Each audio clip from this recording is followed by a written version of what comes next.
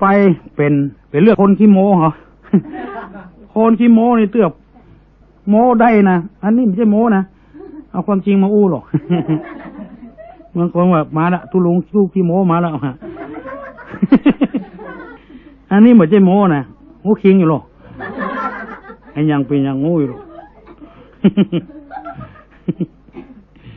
เสื้อมันโม้มันลืมขึ้นไปก็มีนี่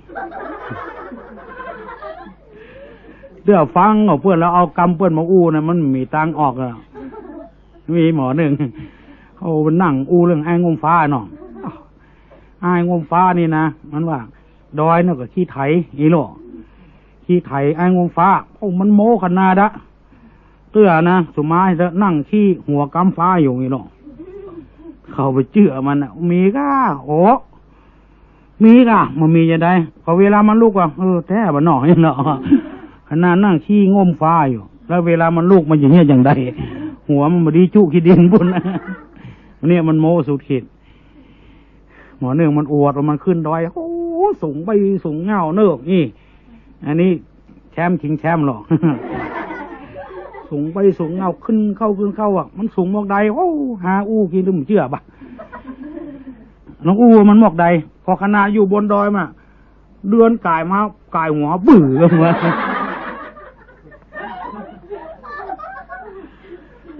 โอ้วันนั้นเป็นว่าคิงกันหาอยู่บนดอยยังกวักอยู่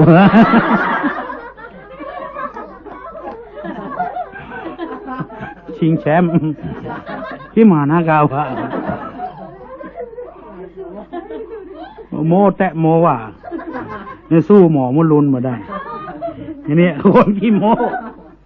โอ้ผู้ใดหลายอย่างมีน้ำบ่อเนาะโอ้เลิกไปเลิกบอดไม่หมูกี่วาพุ่นว่ามันเลิกหมอกใดก็ขนาดสายน้ำทุ่งเลยนะกล่อง2 ท่วมก่อนบ่นี่หรอกน้ำบ่อเลิกนะขนาดนั้นมันว่าบ้านมันแห้งแล้งสายน้ำทุ่งส่ง2 ท่วมก่อนเวลาดึงขึ้นดึงลงมันดีเป็นวันค่ำมันเนาะมันว่ามันโม้เสียงอย่างมันอ่ะจะสู้แถมไอ้ไปได้ของเลิกอย่างนั้นก่อนว่ะมันเลิกอย่างไรก็คณะฮักคุดไว้นะไปส่องน้ำมีนะแผ่นวันไปส่องผมมวกตกได้7 วัน7 คืนกันว่ะปีกไปส่องมวกยังไม่ถึงโก้นน้ำบ่อเลยให้ยังมาหันนะห้าหัวฟังแล้วก็ล็อกอันเนี้ย เดี๋ยวว่าเหนือฟ้ายังมีฟ้านะเนี่ยเหนือจีตูนยังไม่กระแจมือนะ จีตูนนี่มันเป็นพายหรอกมันเป็นพายซีนะพายซีพายเก้านี่ โอ้มันกินกันได้สบายนะจีตูนนี่อย่าว่ามันสูงบ่สูงมันตั้งบ่ต่ำนะ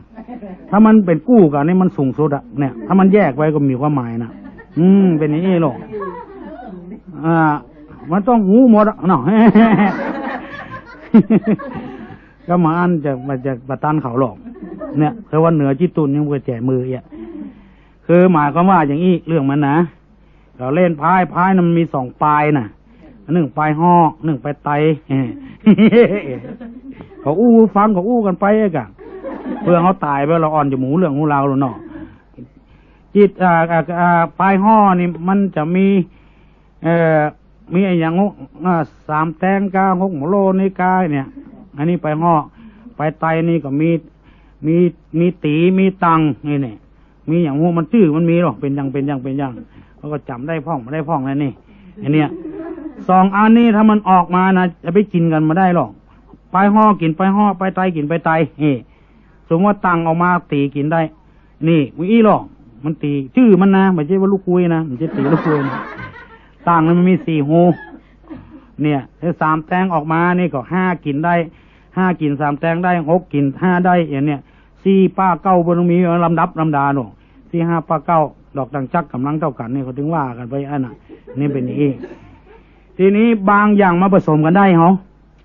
อย่างตีกับป้านี่เข้ากันได้เนี่ยไอ้ยังจะตีกินตีป้านี่มีแท่นกับเก้าแน่เป็นอย่างนี้หรอก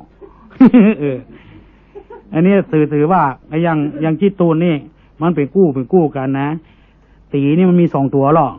2 หูนะมี2 ตัว2 อันเนี่ยก็ห้องว่าถ้ามาอยู่ด้วยกันเขาว่าตุย ตุยตีตุยตีมันเป็นอย่างนี้ถ้า4 ตัว2 อันก็ตุยตังเนี่ยตุยจักตุยอย่างวันเนี้ยมันถึงมีเป็นตุยนี่เปิ้นแบ่งกันนี่อีโรเป็นตุยนี่ถ้า2 งูห้องว่าตุยตีถ้า4 งูตุยตังถ้า5 งูตุย5 6 งูนี่มีอันเดียวนี่6 งูนี่เป็นไปห่อน่ะมี6บะโลมีอันเดียวแล้ว3 แตงนี่มีอันเดียวแน่ถ้า2 อันนี่มีแล้ว2 อันนี่เป็นกู้กันได้นี่6บะโลกับ3 แตงนี่น่ะเอามาบวกกันบ่ห้องว่าตุยห้องว่าจิตูนเนี่ยถ้ามันออกมาแล้วถ้า2 ตัวนี้ออกมาตุยเก้าตุยป้ากินได้สักอย่างที่จะกินจิตูนได้มีกระแจมืออย่างเดียวนะ มันเล่นพายกับตำรวจอย่างตำรวจไม่ตุยหรอกตุยมันออกมาก่อนอย่างตำรวจกินยังไม่ได้หรอกก็จี้ตูนแล้วมีอย่างกินทำเอากระแจมือบักจักมาใส่ไปโรงพักมันตำรวจปฏิคอกมีจี้ตูนที่คอกเนี่ยก็ว่าจี้ตูนยังมีกระแจมือเนี่ยเรื่องไปเหนือฟ้ายังมีฟ้ามันทับกันลูกขุดบ่อเลิกน้ำบ่อเลิกเนี่ยจนเอาหูฟังแล้วก็ล็อกอันนี้โมขนาดนักอะแล้วก็อันนี้ก็โมต่างคนต่างโมมีคนหนึ่งนะ3 คนหรอกขี้ถึง3ตรงนี้นะไอ้1ไปขี้ขาดเต็มตัวนี่หมอเอายาเงือตาห้ามมือคันมามือเก่าก็ถ้าเก่ามันจะเป็นบาดทะยักนี่ตัวหนึ่งก็ขี้มูกย้อยเพื่อเอายาก็ใส่คือกินมือ7ปล่อยมันแห้งกับขี้มูกกันนะแล้วก็ไอ้1ไปขี้ตาเพื่อเอายากินเพื่อมือ7นี่เนี่ยทรมานกันหนักจักอะเพื่อคันขึ้นมาแค่เก่าพุทธก็มันได้เก่าไอ้ขี้มูกย้อยแค่7ก็มันได้7ไอ้มีขี้ตาก็มันได้7เอาเข้าเนี่ยใดก็มาปะใส่กันล่ะโมล่ะเอานี่นะมันมีลวดลายหรอกไอ้ขี้ขากมันเพื่อนฟังหนูมันคันขี้ขากมันนอกแต่เขาป้อฮะนะมันมีงัว3 ตัวให้หรอตัว1ชื่อตัวผู้คำมันสีแดงไว้ไงนอกไงตัว1ชื่อผู้ไหมมันสีขาวมนไว้ตัว1เป็นงัวแก้วบ่ปะโถมันการโกงลายเลนนะบ่ายหรอมันคันเนาะโดนตัดมันการโกงลายเลนนะนี่หรอไอ้ตัวขี้มูกให้เอาแล้วหรอเพิ่นมือ7ขี้มูกอ่ะไอ้ตัวขี้คางโมก่อนมันเล่นทำแล้วก็หาซื้อปืนมาบอกอ่ะวันนั้นไปยิงนกนะมันแน่โลกเอาแขนนี่กายมันดังเลยหรอมันจักลูกจักไก่เนาะไก่ปืนมันตั้งขี้มูกเต็มแขนอ่ะ7ขี้มูกออกล่ะไอ้นั้นก็ได้เก่าขี้คากอย่างสบายแล้วหรอกันกุ้งไรเลนเนี่ยไอ้ตัวขี้ตาแจ้เนี่ยได้คือใจได้สูโมว่าฮะว่ามันมีปื้นมือไล่แมงอย่างตอมตามตาแมงวีแล้วแมงพิงอ่ะเนาะแมงพิงตอมปื้นมือไล่มันเป็นยาตัวโรคแมงพึงตอมหน้ามันเพราะสูโมบ่าฮะว่ามันมีไล่แมงพิงไปในตัวอันนี้คือความโมของคนได้ก็ประโยชน์ไม่ประโยชน์มากมาย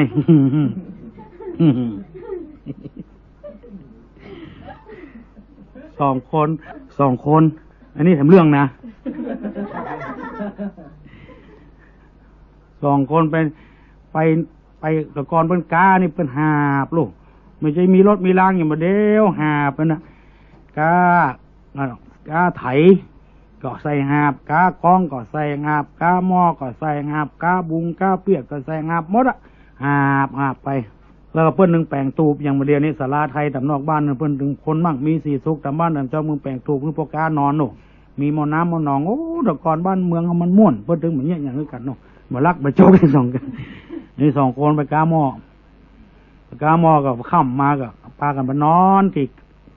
ที่ตูบกาดนอกบ้านนั่นเพิ่นแปลงมันขึ้นนอนแต่คนบ้านนึงมันไม่ใช่อะไรมันฝันอย่างหมูเนาะฝันเข้าลูกปุยจดหัวกู้มันดังปากกันหมดต้องเอากันตึงคืนโอ้ยจะได้นี่มาด้วยกันตีกันนี่ โอ้สุมาเด้อบ่าฝันบดีบดักเว้ยฝันมาเนี่ยของห้าวเสียมันน่ะทุกหัวเองกะทุกหัวนะวิถือตู้ถือตาอย่างบ้านเนาะนี่หมอนั่นก็อดเอาไว้ฮะมันฝันเนาะเป็นเรื่องที่อภัยกันได้ก็เหมือนได้หัวแต่สกรรมมันจะเอาคืนนั่นหรอ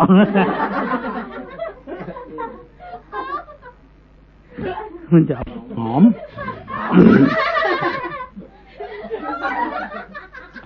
จะเอาคืนนั่นหรอ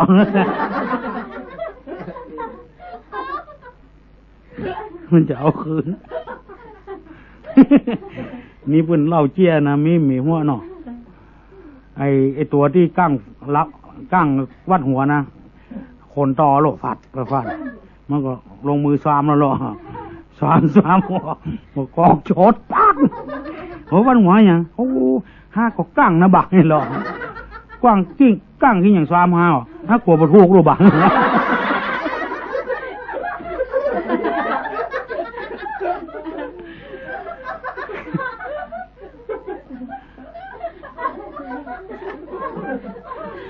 อันเนี้ยขี้กั้งสอง